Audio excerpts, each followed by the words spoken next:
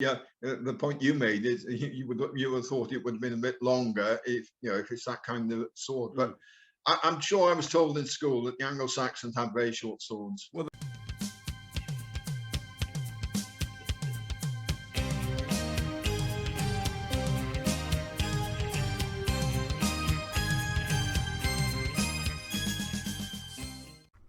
hello and welcome back for another part of Sutton Hoo, the full story or the real story with Bob Morgan. And if you missed the first three parts, what was covered there was really the history of the archaeology, how the site was approached, how the conclusions came at way back in the 1940s as to what it was and who it was, all that kind of stuff. And then, unfortunately, it seems the evidence was then, looked at very much with that already in mind, shall we say. So what we're going to do now, what Bob's doing, is taking us through the artefacts that were found in the burial site and looking at them with a fresh, open mind, without any preconceptions, and seeing where that takes us. I'm going to start with the very famous sword. So, back over to Bob. Okay, right. We're now going to look at the grave goods in some detail and go through them and see some of the mainstream theories as to their origins and the reasons why they believe they're important, and then it all ties up then with actually who's in the grave. So if we kick off now with we're back into the grave itself and how the grave goods were laid out. We've got our person who's buried With his beautifully drawn helmet, I noticed. Yeah, the helmet is there in its pristine condition. It is, isn't it? Yeah. And again, note that the sword is on the right-hand side, indicating that this is the left-hand person. Yes. So the first thing we're going to look at is the actual sword itself. Now, this is how the sword was found on the left-hand side. It's how it was found on the ground. This is a view looking on top of it. So you've got the sword itself and all of the scabbard and all of the fixings for it. And on the right-hand side is showing how it would have been worn. So you've got the, if I can find my little cursor, here we are. We've got the sword itself. We've got the purse, which we'll come to later, which is another important thing, the buckle. And you've got the scabbard, and then you've got this, what they call a sword ring, which is a little ring around the scabbard, which is then linked to the belt and fittings to prevent the sword, to prevent the sword from stop the sword from flapping around, sort of thing. Flapping around in the breeze. Now, as I've said before, the swordsman was left-handed, and we'll explain how we know he was left-handed. So this drawing is quite an old drawing on the right-hand side because it's shown on with a person with a right-hand sword. So if we go into the sword itself, it's there on the left-hand side. It's an overall length 72 centimeters. Blade length is, I've got the wrong way around there. The overall length is 85 centimeters. Than the blade, yes. Yeah, the blade length is 72 centimeters, and it's got a maximum width of 6.4 centimeters. It's what they term pattern welding, a two-layer blade with no fuller. Now, a fuller is that on a lot of swords you have a groove running down the center of the blade on both sides. Yes. And that's there normally to lighten the blade and to and it actually adds to I believe it adds to the stiffness of the blade as well. Okay. I think it helps you release it as well, doesn't it? Because you get like a vacuum if you don't have one. Well, yeah, that's what we were told in school, but I'm not certain that's rubbish. Yeah, that's actually true. Another one of my schoolboy myths, I was told. But the important thing is, it is. We go. An important thing to notice is it's quite a big blade. I was again taught in school that the Saxons had short blades. Yeah, the Saxons. A bit like the Roman blades. But this is a bit longer than that. And modern armourers believe that it's not weighted correctly. It's a bit off balance. Okay. And again, the blade 72 centimeters. Just get a feel for it myself. And that's not a long blade for a sword. No, it's not long, but I thought the Saxons About average, played I'd have short. said. Yeah. Yeah, a bit shorter. But it's a sword that's actually made for use with a shield. You get swords which are meant for attack and defense, and those swords are thinner and lighter because you've actually got to fence with them, like we see in the films, you know. Yes, and sometimes But they're this is, curved as well, aren't they? So you can actually yeah. slash with this. This looks more like a stabbing sword, perhaps. No, No, this is a sword. Basically, you've got your shield in your left arm, or reverse with or this guy. in this Yes. case, right arm because he's left-handed, Yeah. and you're using the sword to strike, you know, to basically to land down blows on the other person, I'll just hammer away. trying to reach over the top of their shield to catch him in the head. Okay. It's not really a stabbing or a thrusting blade, which again, I always thought the shield wars with the Saxons were quite simply, you had a shield, they were all interlinked. You would open up your shield and thrust outwards with your short little sword, protected by the person next to you. But another theory is that the spear is the primary weapon in the shield wall, isn't Yes, it? yeah. And it's But the last I resort mean, when you get your sword out. That's kind of when it's all broken up into whatever, hand to hand stuff.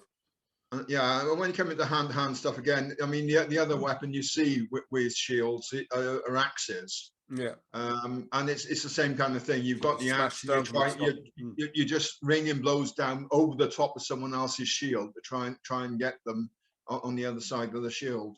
Lovely.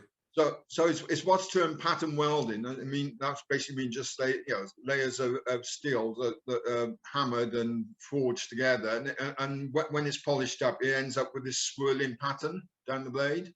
It can be quite decorative.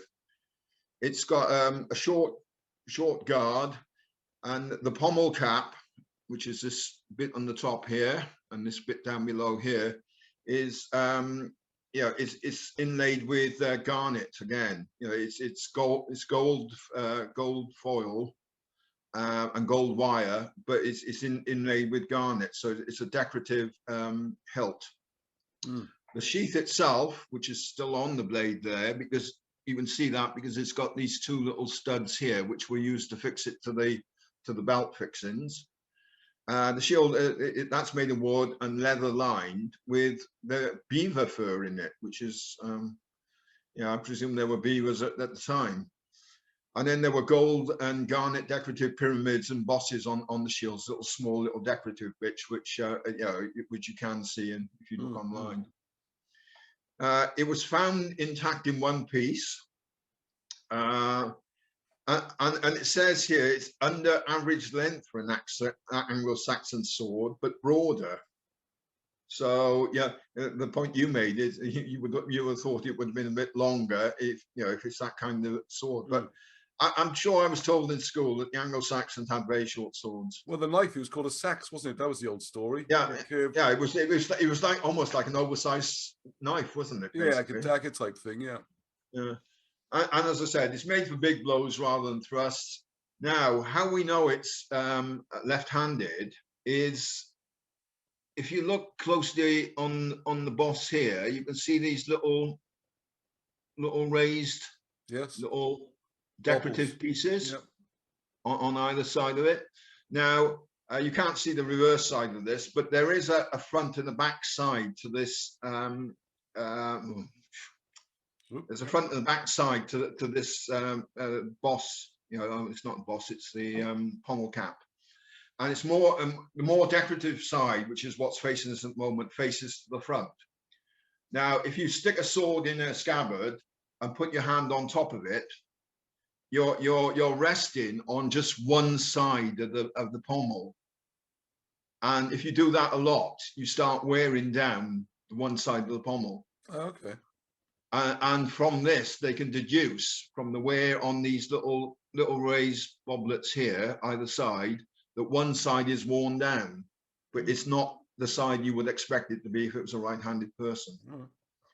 Now, bearing in mind, also imply that this was worn frequently. Then it's not just a yes, it wasn't just a decorative piece. That it must have been worn very frequently, even if it was only for ceremonial purposes. It wasn't just or whatever, but it was worn enough that it worn it down. Don't forget the gold is fairly soft as well, so it wouldn't take, you know, a huge amount of wear to do it. I mean, if But you think in medieval times, or particularly in the 18th century, if you go much more recently, gentlemen used to wear swords as part of the badge of honor of a gentleman, and yeah, a lot of those well, swords as I weren't said, any use at all for fighting. They were just a symbolic. yeah, symbolic, ceremonial. Mm. But you know, as I said, you know, I'm not certain whether this has got any signs of actual use on it or not. Seems But a bit fancy and soft. Yeah. what I find intriguing as well is coming back down to my basic theory about academic inertia.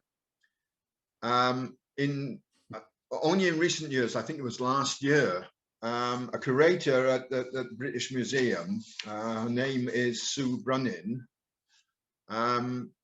actually found out that this was a left-hand, you know, that this sword was used by a left-handed person. Now they've been studying it for 80 years. And someone's only just noticed this. Yeah. So not many people get to see the stuff close up, do they? no, and that's the point I'm making. You know, once these swords are, once all these artifacts are placed into a museum, then there's a gatekeeper. You know, there's a person who's looking after them, and they only let certain people look at them. And if only these things were, you know, given a wider viewing and let more people look at them, more of these discoveries like that could be, you know, could be made. I mean, well, it seems with the modern world, I mean, accurate scanning and just putting all that on the internet for free. They're publicly funded institutions. These are public goods. They're from hundreds of years ago. I don't see anyone's got the right to claim them. No one should have the right to stop you viewing them if you want to. Handling them might be something different, but at least you should be able to look at them as an independent researcher. Yes, I'm not saying it shouldn't be conserved, but that's not the same as hidden, is it? No, and some of these things have been, you know, kept under wraps for ages. Sue Brunnin recently did a YouTube video on the restored helmet, not the restored glittering magnificent helmet, but the actual bits that were used, because that helmet is a total reproduction. There's no actual set. But in order to get to that thing, they've actually got a reconstruction where they've used the actual bits. And she said that hasn't been seen. 2 people have seen that in about the last 50 years. The real bits. All that people get to see now is the reproduction. Well, people so how is anything?